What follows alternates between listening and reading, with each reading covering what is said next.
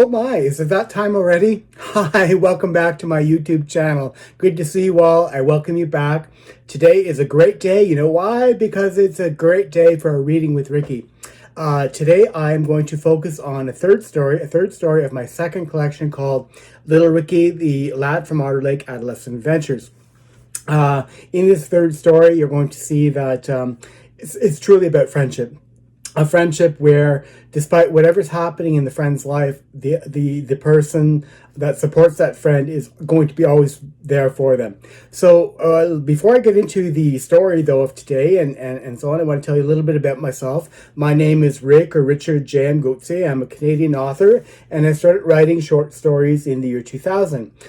Basically, I currently have 3 collections of short stories, well, 2.5, because I'm writing the third collection, but 4 stories of my third collection are already out there, 3 published and 1 on the way. But my first 2 collections I've published in 2021 and 2022.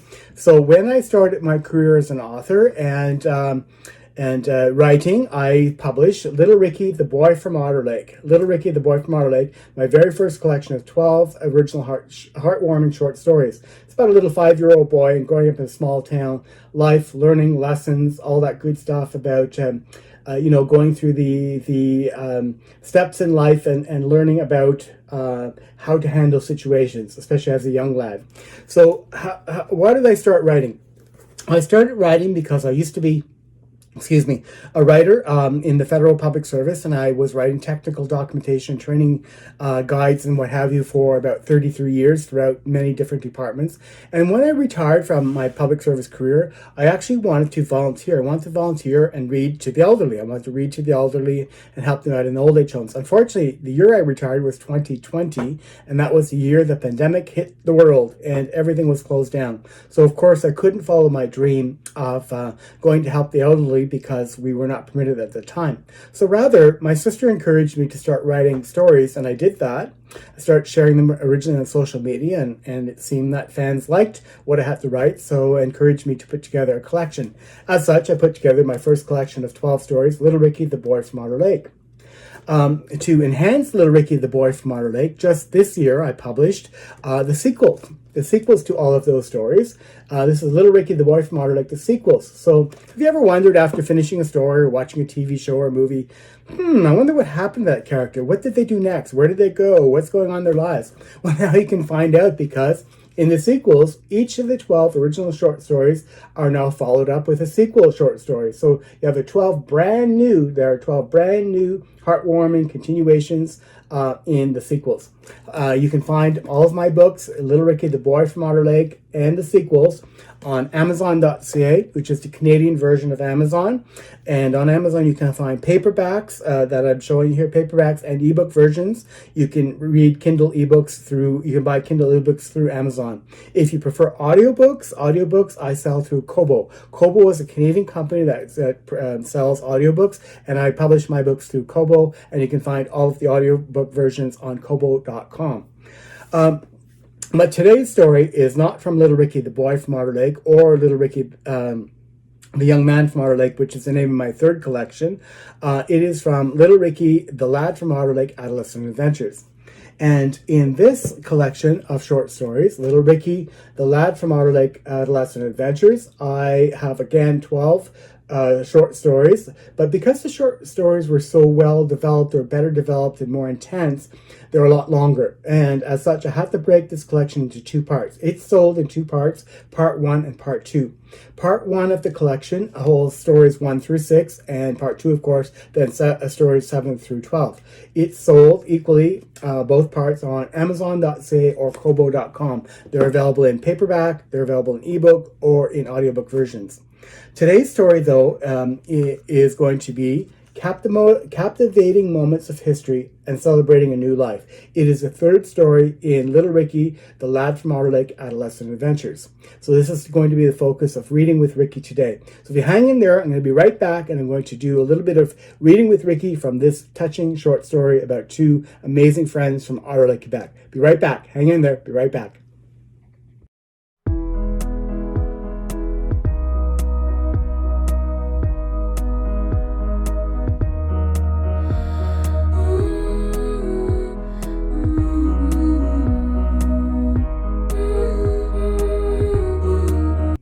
So here we go. Let's get settled in, get comfortable, and let's enjoy the third story from Little Ricky, the Lad from Otter Lake, Adolescent Adventures. Earlier that day, Gaius Julius Caesar was warned by the soothsayer to beware the Ides of March. He did not heed the admonitions given to him, and smugly made his way to the Roman Senate house.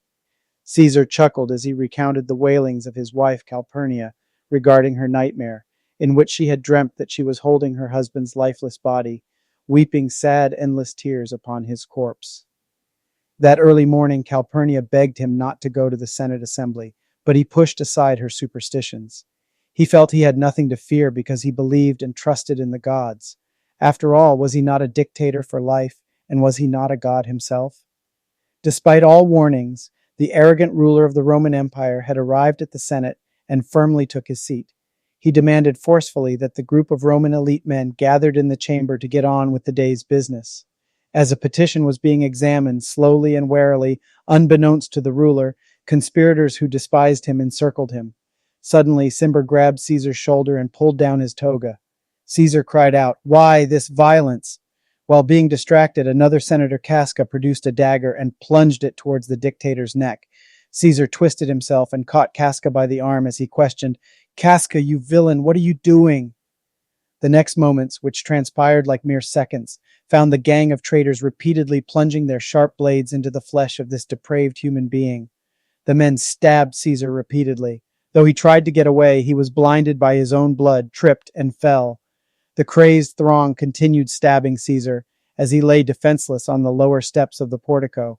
With one last breath, gargling blood from his mouth, he beseeched, "You too, my son Brutus?" He was stabbed to death. The man known as Gaius Julius Caesar lay murdered at the base of the Curia of Pompey in the theater of Pompey. Ricky leaned forward, put his elbows upon his desk, and cupped his face into his hands. He closed his eyes tightly and relived the story, as he had just heard it. It was indeed quite the story, and this is what history is, a collection of stories. He was mesmerized by Mrs. Maheral, his ancient history teacher. She had a truly special gift delivering the chapters of history in such a way that these events truly came alive in the imagination of her students. She delivered her lessons so well that Ricky thought she must possess the secret of time travel or know the whereabouts and existence of a portal to enable her to skip through the layers of history. From her tale depicting the assassination of Julius Caesar, Ricky wondered if she must have been there. Perhaps she was some noble Roman woman, a slave, or one of the Vestal Virgins, possibly out of sight behind a pillar or statue, but actually there observing the events on that infamous day at the Curia of Pompey in the theater of Pompey. I hope you enjoyed the beginning of this story. It's a very touching tale, and the rest will enchant you. So it is available again on Amazon.ca in a paperback or in ebook version, or it's available as an audiobook in Kobo.com. If you're liking my little readings with Ricky and today's story, please feel free to subscribe to my channel, hit that bell so you can get notified, and give me a thumbs up. If you're liking what you're hearing, please leave me a comment as well. Your comments mean so much to me, and I'd love to hear from you. So do take care and have a wonderful day. Bye-bye. Reading with Ricky, Rick Goetze, author, signing out.